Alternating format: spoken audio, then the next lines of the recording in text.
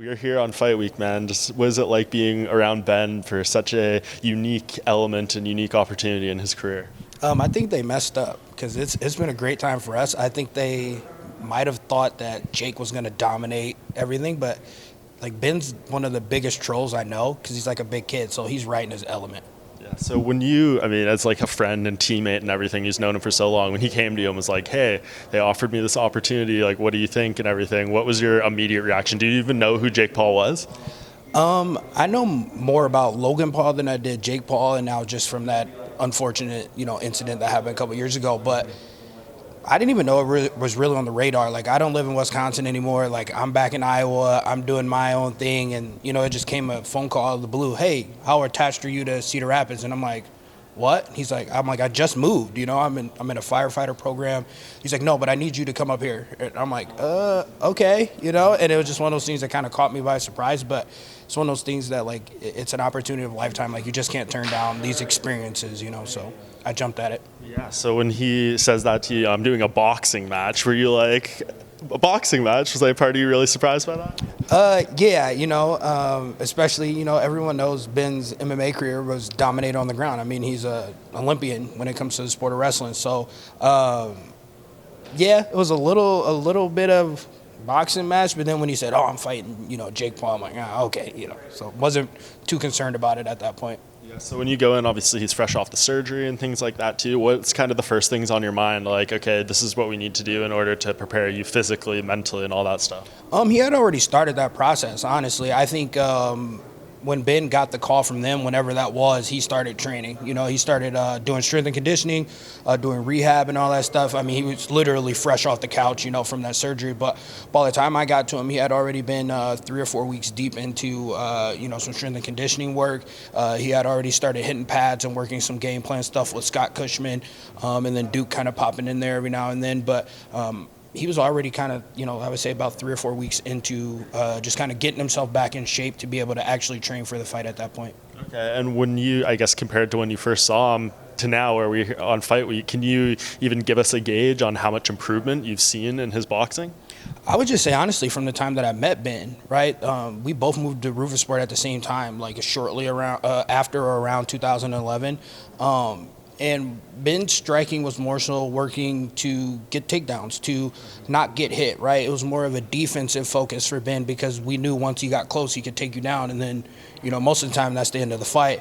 Whereas for myself, it was more so, I was kind of being a striker in the sport of martial arts, mixed martial arts. So from then until now, there was no real focus on making Ben have to sit down and try and focus on hitting harder or trying to box, for per se, which I think ended up being a good thing in MMA because a lot of wrestlers that fall in love with punching, they don't do very well, right? Ben stuck to who he was, and it made him, as good as he was.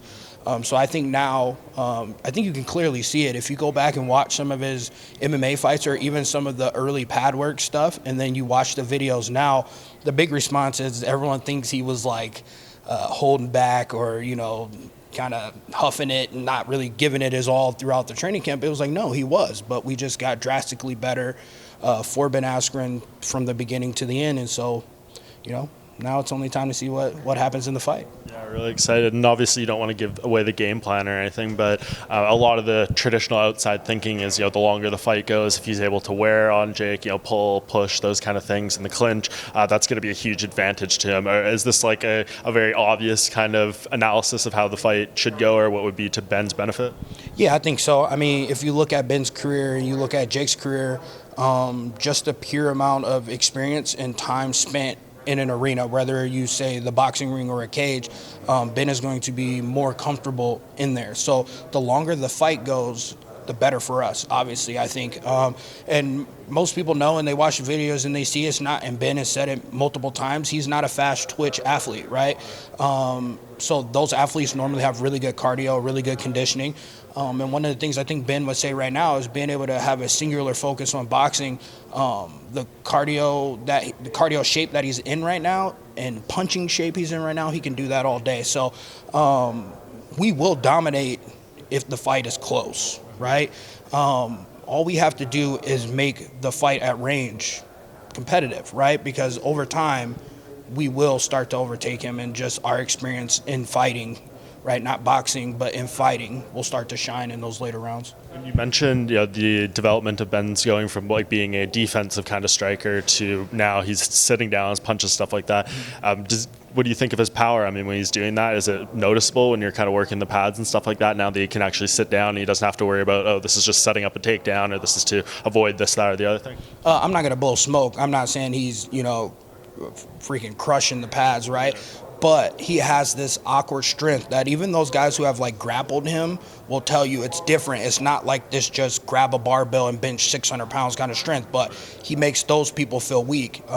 His power is awkward because his punching style is awkward, right? So I think that will be an advantage, is because in positions where you don't think he's going to be able to hit hard, he will be able to generate power, right? And I would say Ben's kind of heavy-handed to the point that it doesn't look like athletic power, but it's one of those things that at the end of the punch, it stings a little bit, So I think with his cardio, being up to date and the punching numbers he will be able to put out, I think that his power will have an effect of more so wearing Jake down than maybe your one shot in the fight kind of power. But as we've seen in many fights, sometimes it's a shot that just grazes you that can put you on skates, and so we only need to, land one of those and the fight can be over. But we're in shape to fight the whole fight and to dominate the whole fight. And last thing, he has made his prediction 7th round TKO. Do you fall in line with that, or do you maybe envision something a little different? No, I would fall in line with that. I think that is a very safe and reliable pick. If anything were to happen before that,